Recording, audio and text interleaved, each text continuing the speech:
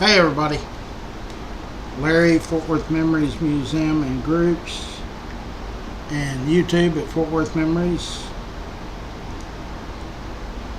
Let me see if we're gonna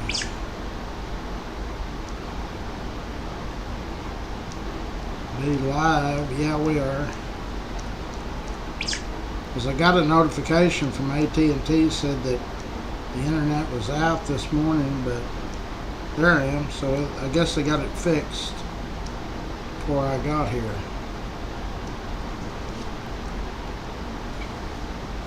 So today is Wednesday, June the 4th.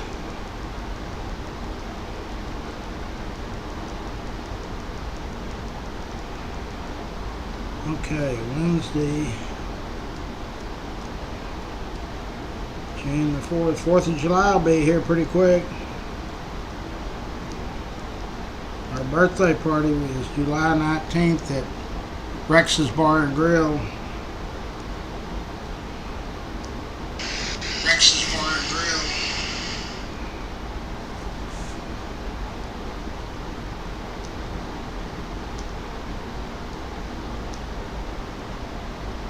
And we're going to share it to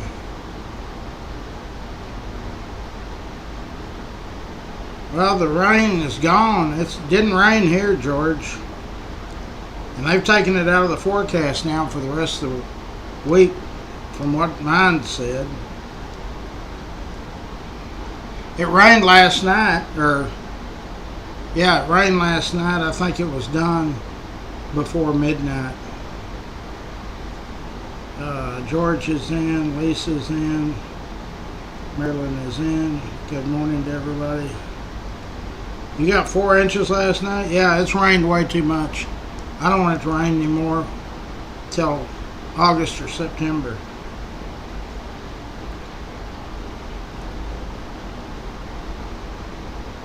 Where do you live at, George? Where's Brittany's in?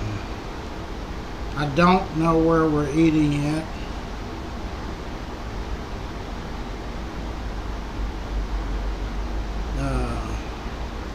Don't keep us in suspense, George. Where did you get 4 inches of rain last night?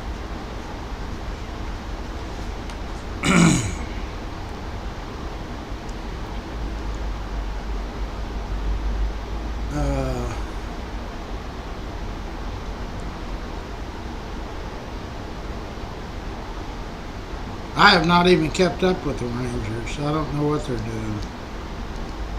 Let me find out. Texas Rangers baseball.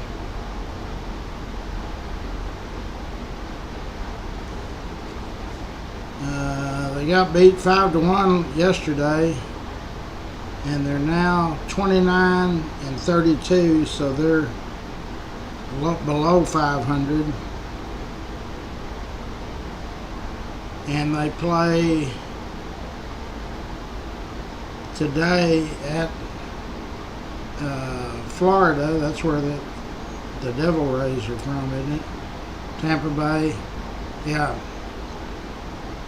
So they must not be on top of their. In fact, Houston. I didn't know Houston and Texas were in the same deal.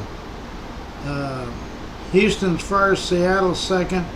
Texas is 4.5 games out.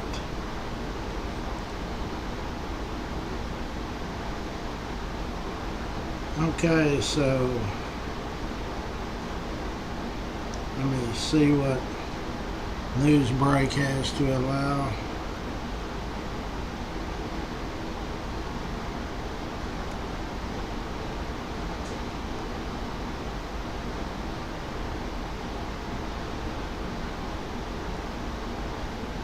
Well, this guy jumped right on there. Whoever this Tenderholt is.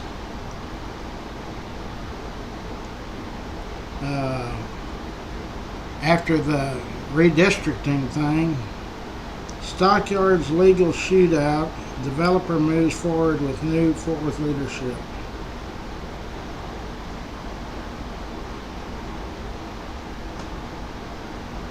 So that other guy is out, I guess.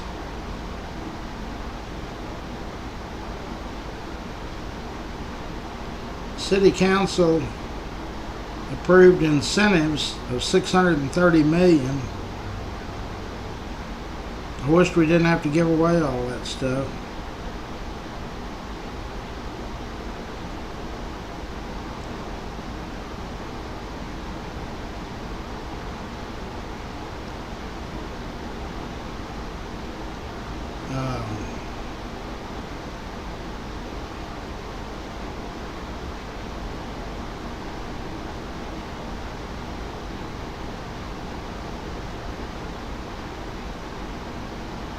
Carlos Flores said the city was not commenting on the legal dispute between Majestic and Cavalier.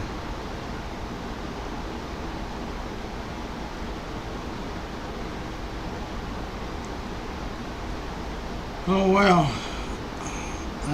Yeah, so that redistricting,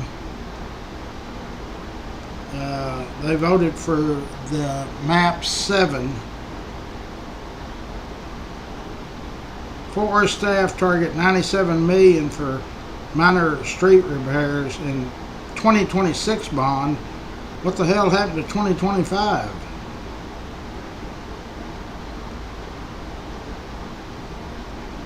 How come it's not? I want to see what it's talking about. So,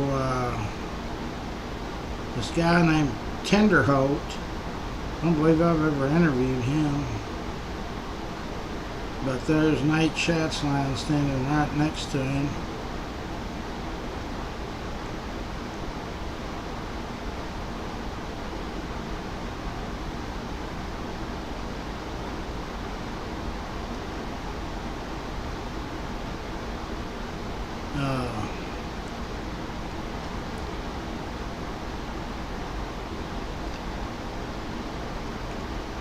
Yeah, they somebody's already announced to run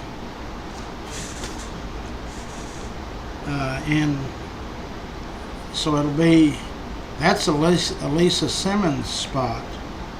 So I don't know how that's going to work out, or when is that election up?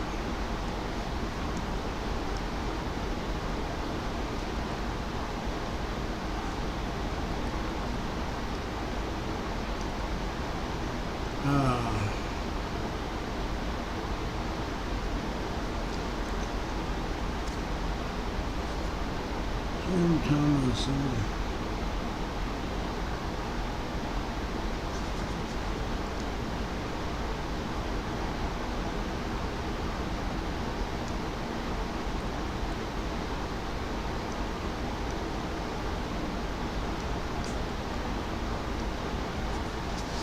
Let me call this customer right quick.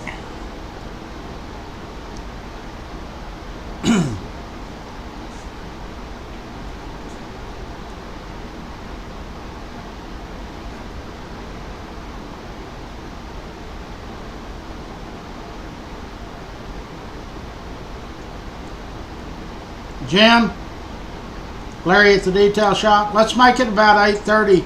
Rosie does a much better job touching up. She's going to be here about 8:30. Okay, see you in a minute. Bye. Okay. I buffed out the scratches yesterday, but Rosie's off on Tuesday, and she's got a steadier hand than I do. So yeah. I don't know how that works out. I know there was a ton of people that talked. I listened to that thing for hours. But the commissioners had already made their minds up, I think. I don't think that show of people had any effect on it. That's all they've been talking about and now it's like number 10 on the list. Now this map 7 it was just introduced just a few days ago. It's not the map that everybody had seen.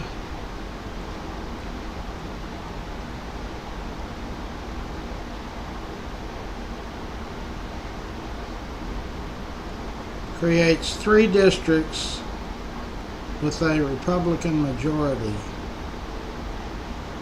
The biggest shift is in Precinct 2, where under the current map, 52.5% of voters supported Democratic candidates in 2024. Under the new map, the precinct flips to Republican majority with 52.4. They just wiped out that number, that precinct 2.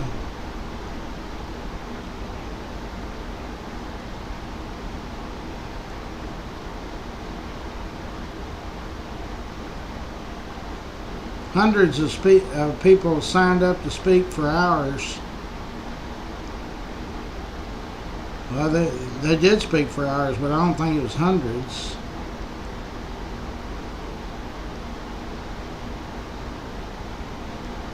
But when we interviewed Manny on Monday, we knew that it was going to pass. So there is that map.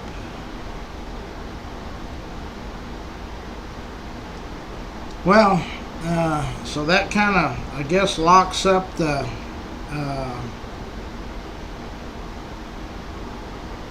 Republicans being in charge of the county for a pretty good while. Now, are they gonna, it's supposed to happen, or it normally happens, what I understand, after the 10-year census. So in 5 more years they're going to have the 10-year census. Will they redistrict again after that? I wonder. I mean, does anybody know? I know there's some unhappy people.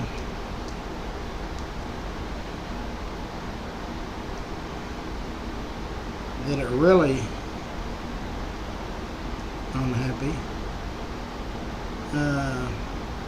George lives between Granbury and Glenrose. They've had 30 inches of rain since January. Yeah, we've had way too much. Bill's in. Good morning. Aaron is good morning. Victor, good morning.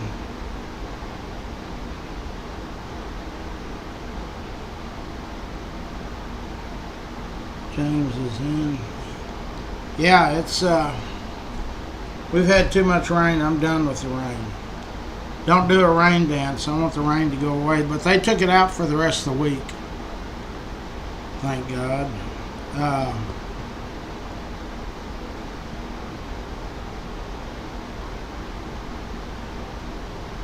So they might redistrict again. Well, there was some unhappy customers. I saw 3 or 4 of our members that I've interviewed. Joe Palmer. There are several of our members that spoke. Some for it and some against it.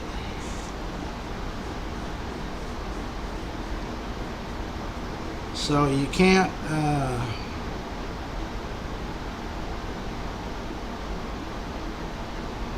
Lake, however you pronounce that, in Oklahoma is no longer suffering from drought. Yeah, that's what, when I interviewed Ann Zeta, I said, I don't know if I did it on the air or off the air. I said, so if the Democrats were in charge, they would do the same? And she said, probably. So I just never talked about that. I didn't know anything about it. And I don't guess anybody, the state doesn't have to approve anything, or it's just a done deal.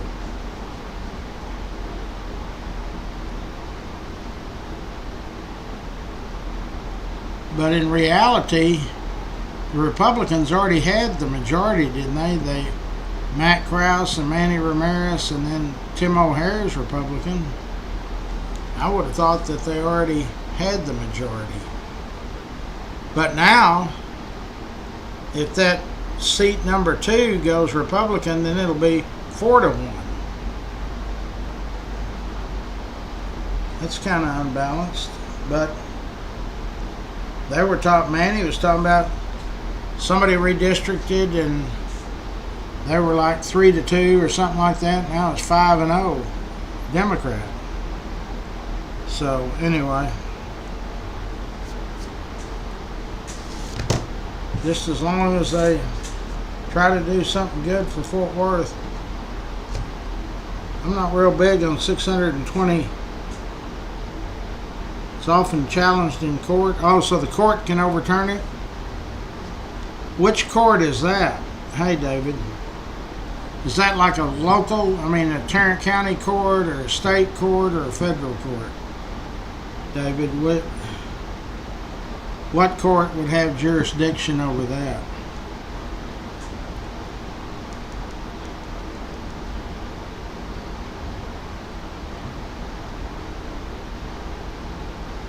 And I don't see how a court can overturn it, but what do I know?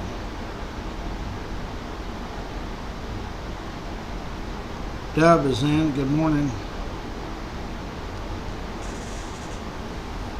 So David says it can be challenged in court, or it probably will be challenged, I guess, in court.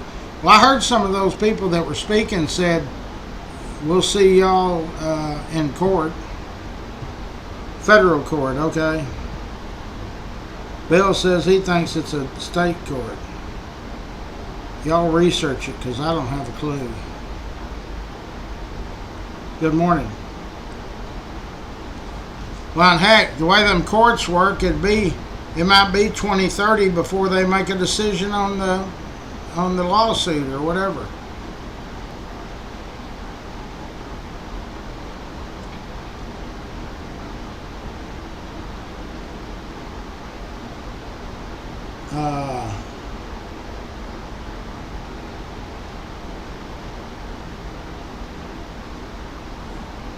What's your question? That's not a Fort Worth question.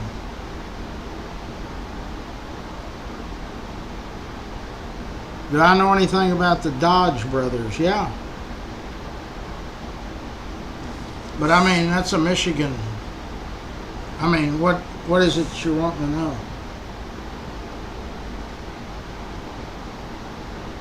The Dodge brothers were 2 brothers. They were 4 years apart. They both died early in their life.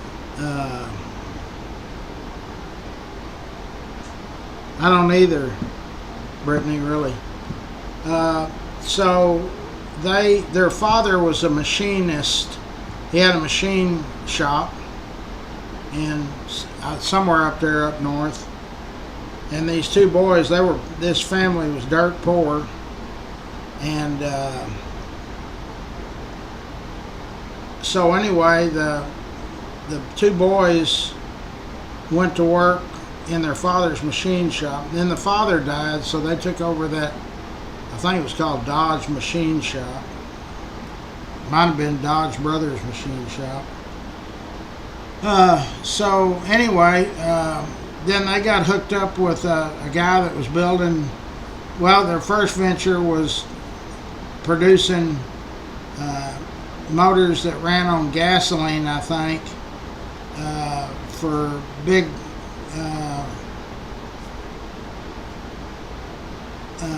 like a machine, not a machine shop, but like a production line. So then they hooked up with some guy that built cars, and they went to work with him, and they were first at a bunch of stuff. The Dodge brothers were in front of Henry Ford, I can tell you that. At some point they met Henry Ford, but they went to work. The first automobile company that we probably recognize was Olds, and it wasn't called Oldsmobile, it was just Olds Automotive, O-L-D-S. and they went to work for him.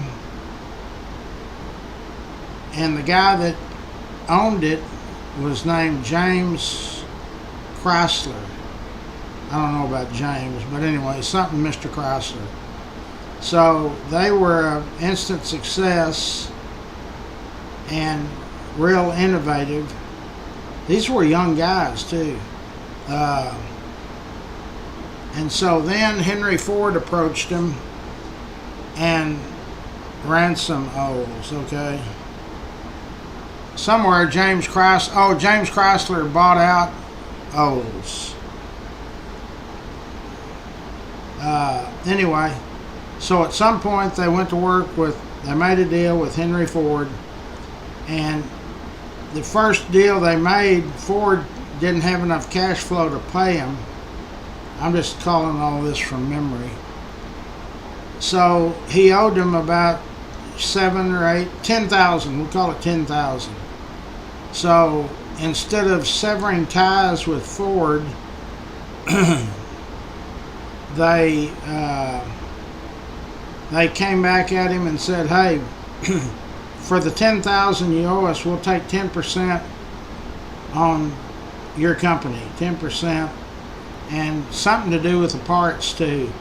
And so they rocked along there. Now these Ford brothers were not a real refined set of guys. They went to bars with their employees, got into fights at these bars. So they were looked down on. They couldn't join any country club or anything high society. So, but Ford took off. Instant success. They became multi-millionaires, and they still own 10% of the company. And so at some point, Ford kept always reminding them that he was the guy in charge and they did what he said. In other words, if they came up with something innovative, he didn't want them saying anything. He's the guy that innovated it. So they split company, and that $10,000 investment ended up being $70 or $80 million, or maybe more than that. But they opened their own car store, and it was Dodge Brothers Cars and Trucks. They built both. Then they went somewhere into Canada or somewhere.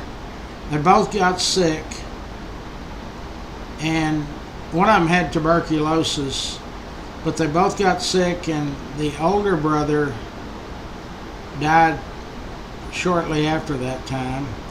The younger brother finally recovered and started running the company again, but then he came down they had something in their bloodline, pneumonia or tuberculosis, so he died.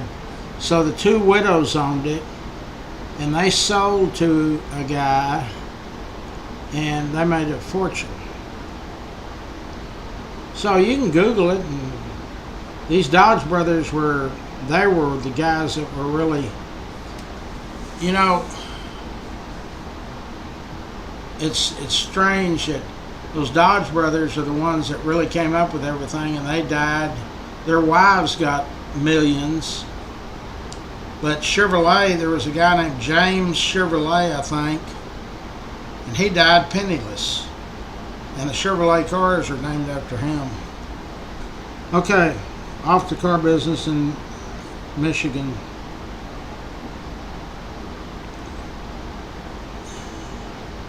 Jamie is saying the reason the DNC is wanting so many illegals in our country on the voting rolls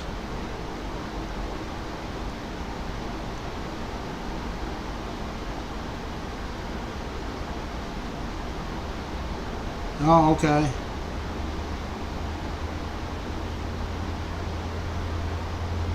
She's saying, I don't understand how these illegals got to vote anyway. Hell, they come here without anything. We instantly have to give them money to food and place to stay and all that, and yet they get to vote too. David says usually it's a federal court because the census is conducted by the federal government. That makes sense.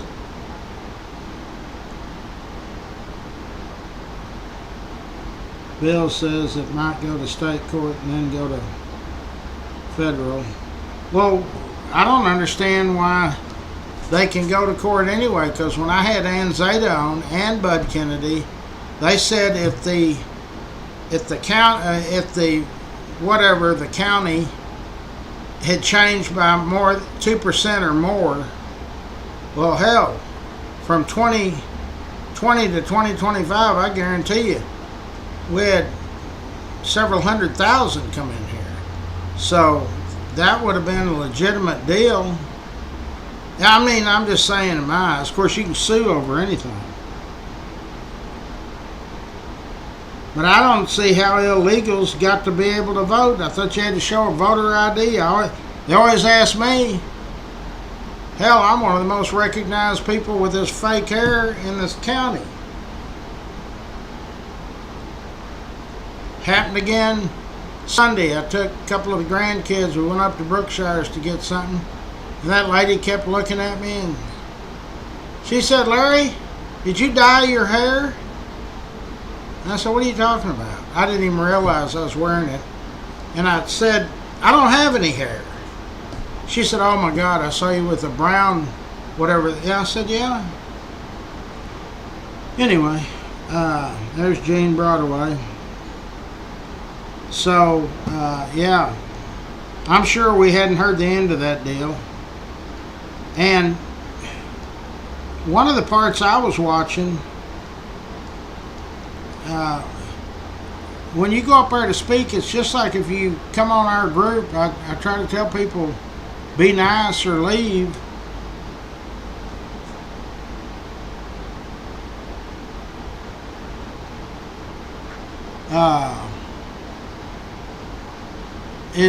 You're not getting anything accomplished going up there trying to bully somebody or call them names or something. I don't understand why.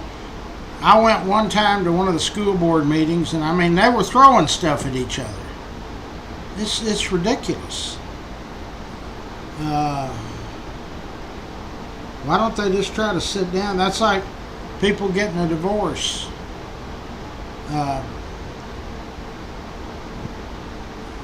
You're letting two other people, the two lawyers, they're the ones that's coming out with all the money, and they know nothing about your family. Bill says in certain swing states, illegals were issued SSI cards, which allowed them to get a driver's license, and they're automatically registered to vote. Oh, okay. I didn't know that. Well, that doesn't seem fair. So maybe that does make sense. The Democratic Party is the one that just left the border wide open. I never could figure out how anybody could possibly.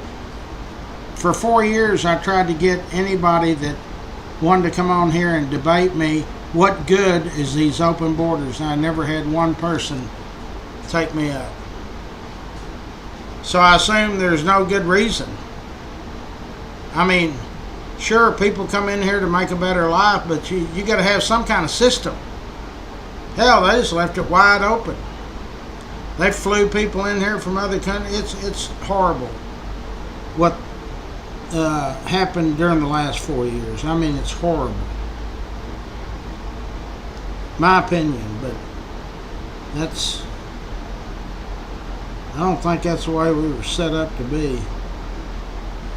I bet you can't go to these other countries and just storm their borders.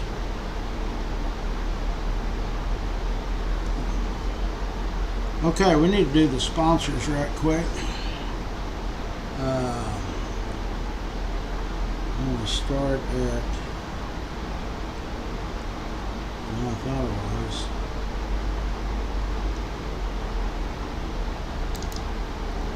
Yellowstone Horses, Brazos River Ranch. They are down about an hour's drive away in Millsap. You go down 20 to Millsap, and Rhonda's got almost 200 acres down there, and you can ride horses, her horses, for $75 for almost 2 hours. I think that's a great deal. You do not have to be a seasoned horseback rider. Eric Walsh, real estate. He's on my board at Larry's Kids. Great guy. Brought in a lot of money for bikes last year. A Bird AC and Heating. Deb Peacock is on the feed right now. So I had a lady call me yesterday at the house, or she called my cell phone, and she lives out there in Springtown. They do everywhere in Tarrant County. Hell, they probably go farther than that. But they can't read your mind. You got to call them. There's the number. I don't know what they charge to come out. If you make the telephone call, they'll tell you, I'm sure. But if it's, you told me it was making some kind of squeaking noise, that sounds like a bearing or something. I mean, I don't know. I don't know anything about central air and heat units. But if you call A Bird AC and Heating, well, he just answered. It's $95 to come out. That's pretty cheap if you can. If you shut it down yesterday, before you try to turn it back on, you better get somebody out there to see what it is. Like when my truck made that noise that morning, I killed it right in the middle of 199. I had some people help me push it off at 4:30 in the morning. You need to call and get them out there to take a look at it and see what you got. She's not on the live feed, but she watches them. Her husband passed away a few years ago. Now she has a son-in-law that I thought he was in the air conditioning business, but I don't think she likes him. So Dub, maybe she'll call you. Okay. Dana Lang. Dana sells Cowtown, real estate business. She's also very, very knowledgeable about Tarrant County history. Dickie Carr, Sand and Gravel, Pat and Richard Carr. These folks step up to the plate every time. So yesterday I'm sitting here and I get a phone call from Richard, and he said he'd been down not pneumonia, but anyway, he'd been not feeling good.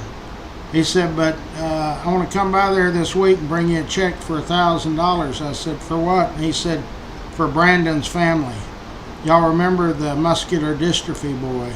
So thank you, Pat and Richard Carr. They're bringing a check for $1,000. And I called Eric Hale and told him. He broke into tears. This family has just been decimated. I teared up when I interviewed him. And that young man has been afflicted with this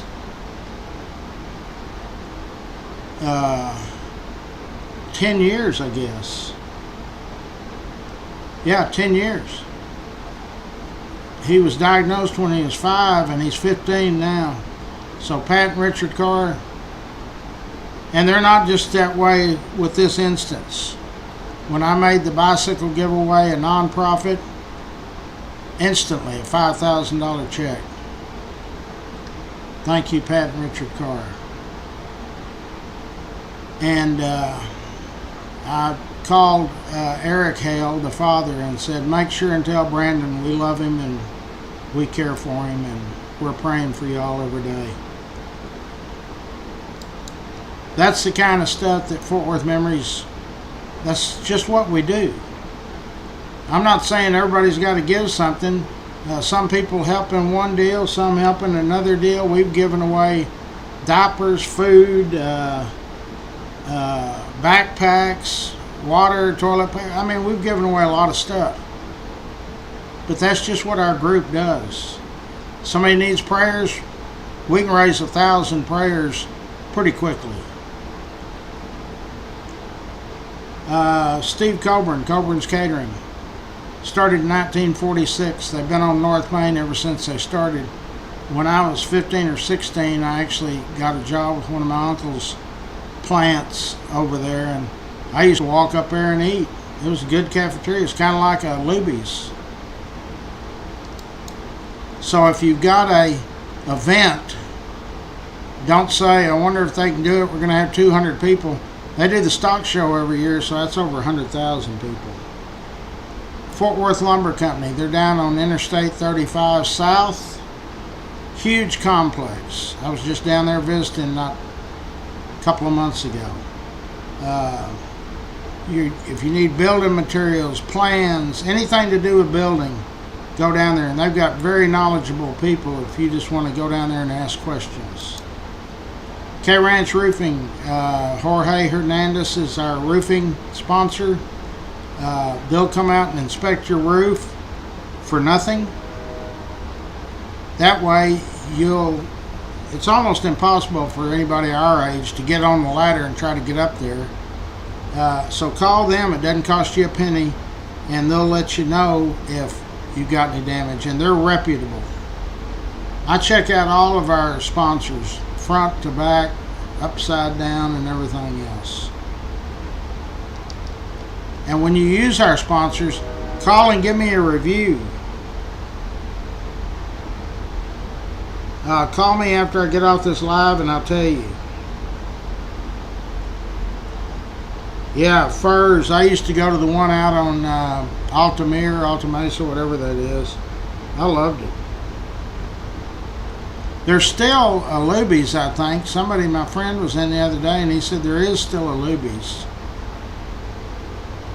Okay, Cross Electric. Brandon Cross, we just detailed one of his big dually trucks the other day. He was voted DFW's favorite. Manny Ramirez swears by him. A lot of y'all have used him. Whenever you use any of our sponsors, tell them you're a member of Memories or tell them my name or something. That's what Robert Rivera used Raines Plumbing, and he settled up with them, and he said Larry O'Neill told me I just handed him back $100. Jenny Stewart, State Farm Insurance.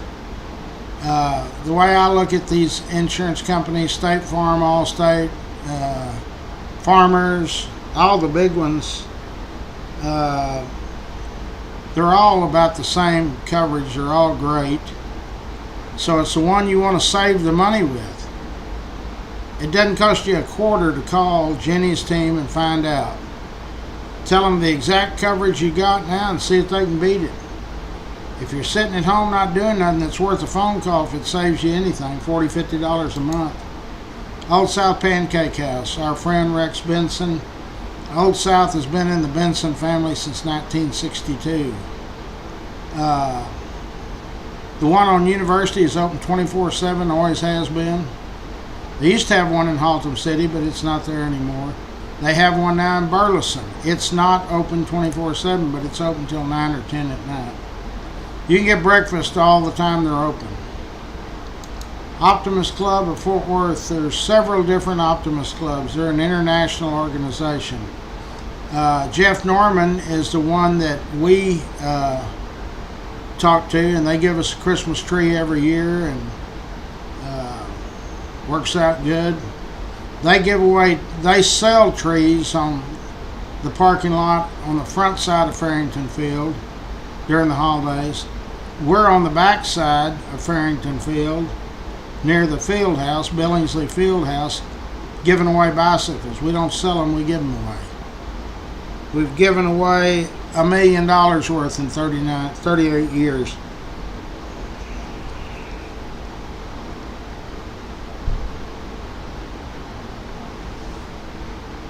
Hold on.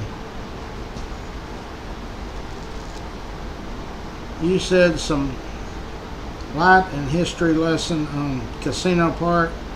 How long was there? Who built it? Will it ever come back? My opinion, it'll never come back. There was a real estate investor that about 10 years ago tried to get it. Couldn't get enough interest in retail people. I've got the actual lease.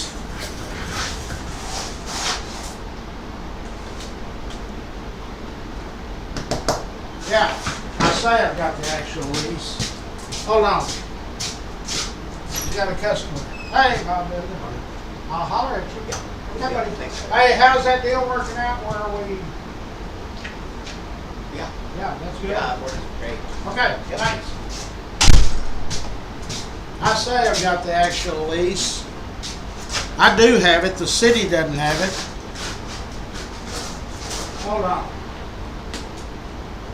Yeah, I got it.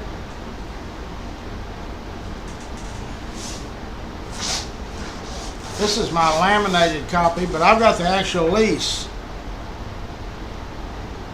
On or about the 7th day of December 1926, the city of Fort Worth entered into a certain contract with French L. Wilgus of Indian Lake, Ohio. Yada, yada, yada. They opened in 1927. They incorporated it and called it Lake Worth Amusement Company, a private corporation organized, existing under the virtue laws of the state of Ohio and Texas. The rent was $1,875 every 3 months. So about $625 a month. And that was to, once they went over 50,000, well, no, in the first lease, that was all it was. But they had to repo it. And I've got the actual payments. In 1927, on the old account, there's the numbers, the company paid $3,750. So I guess they paid the full, no, that wouldn't have been a full year. That would have been half a year. 1928, they paid $7,500. So they paid the full year. 1929, now you're getting into the Depression. They paid $3,750. That was 6 months. 1930, zero. 1931, they paid 6 months, $3,750. 1932, they paid $500. 1933, they paid $3,610.71. 1934, they paid $4,270.33. 1935, they paid $2,228.47. So they owed the city about $40,000. They owed them more than that. So they made a new lease with them. And the signing parties were William Bryce was the city of Fort Worth mayor. G.D. Fairtrace was the city manager. George Smith represented the Lake Worth Amusement Company. So on the new lease, it is agreed and understood between the parties that at the time of these lease, the lessor he owed the principal sum of $25,750 for rents now past due and unpaid. Tells about the tract of land, J. Wilcox survey. So here's the beginning of the first day of the new lease, January 30, 1933. The annual rent for the premises described, yada, yada, yada, yada. They didn't do an annual rent. 5% of all gross revenue received by a leasee up to and including $50,000 in gross revenues. Over that, 10% of all gross revenues over $50,000 up to $75,000, and 12.5% on everything over $75,000. And that was signed again. And they tried to stay current on it. It would have, Casino Park would have stayed in business from 1971. Dan Blocker Hoss on Bonanza had agreed to put $200,000, I think, in it. And the city made a deal. They had had a fire in '71, and the city agreed to let them go back and build with wood again. That boardwalk was all wood. The dance floor, all of that was all wood. But Dan died of a heart attack.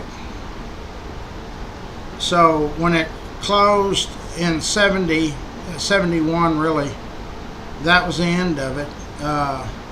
But at the very start, the reason all of that got started was the city needed a place for a public swimming pool that would accommodate the residents of the west side, north side, Lake Worth, all of that.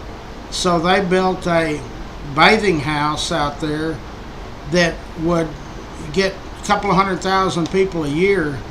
And so one of these guys, this Wilgus, George Wilgus from Ohio, had flown into Meacham Field and started nosing around and found out about it and signed it up. And I mean, that dance floor out there, all the big bands played in it.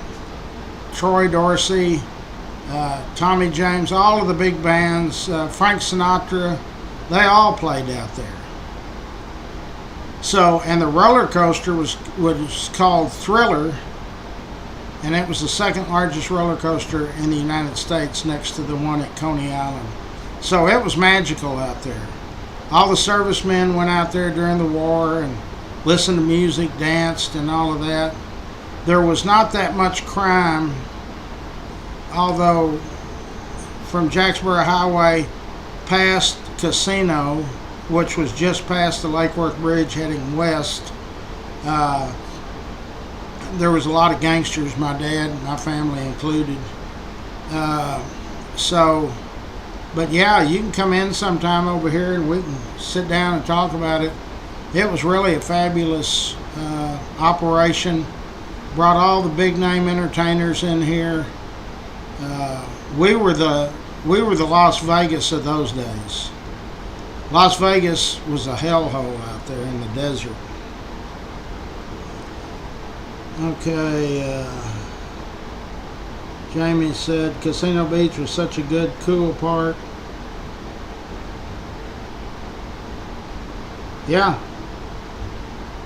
Yeah, the Thriller was the roller coaster, and it was the second largest in the United States.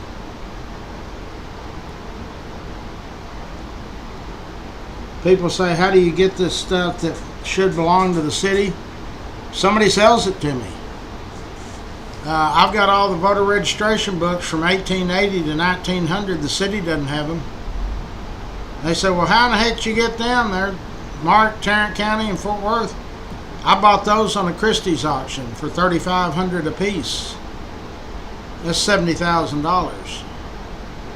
And in fact, at one point, Mike Moncrief came in, picking up Rosie's car, his wife, and he saw that book, one or two of them, something. Well, Larry, how'd you get? Of course, naturally, he's the mayor. Had the city attorney or somebody come over wanting to know how I acquired them. And I said, I acquired them from Christie's Auction House, one of the premier auction houses in the world. And he said, can we consult them? And I said, surely you don't think I was alive in 1900? And so Christie sent me an email the following few days later wanting to know if it was okay to divulge who sold that stuff. I didn't know who sold it. I bid on that stuff on the telephone or on the internet, on the computer. I wasn't present at the auction. So I buy a lot of that stuff. I've got the only museum in Fort Worth or Tarrant County that is strictly Fort Worth or Tarrant County, I can tell you that. And I spent over $4.5 million on it in 40 years. So, but yeah, Casino Park was something else.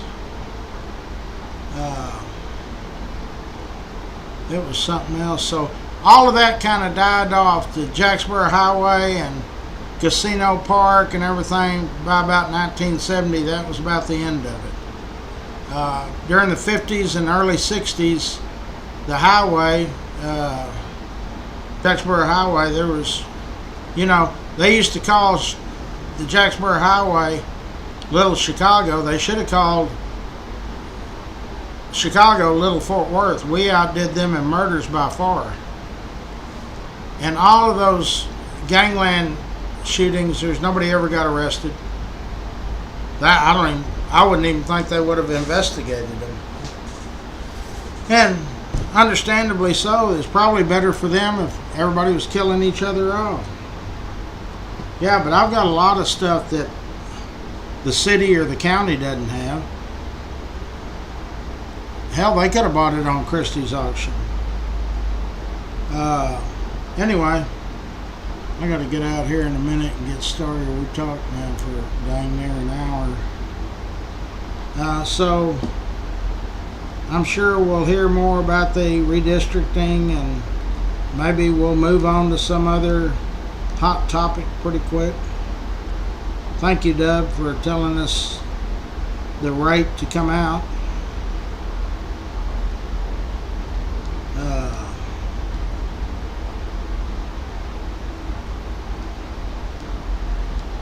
I tell you, if everybody just start trying to treat each other like you want to be treated, the world would be a better place. I'll let y'all know this afternoon where we're going to eat. I'm going to try to figure out a place that we hadn't eaten at yet. Somebody said, how many years y'all been doing it? Charles Johnson's the first person to ever meet me at a restaurant, and it was when we were doing breakfast club meetings at 6 in the morning, and we met at Ginger Brown's in Lake Worth, and that's been 12, 13 years ago.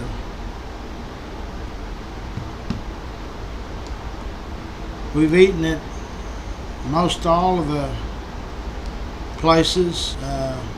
We always have a big turnout at El Phoenix. We have a big turnout at Railhead.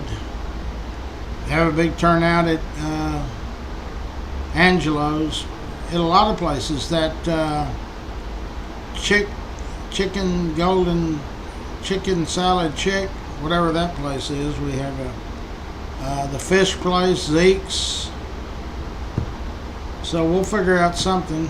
I need to see what's going on in Fort Worth. If we have it around here, like last week or the week before we had it at Old South, and there was all kinds of stuff going on then, but luckily we had a table reserved, or 2 tables. Brittany called in for us. So, okay, don't forget, treat everybody like you want to be treated. Just show respect, and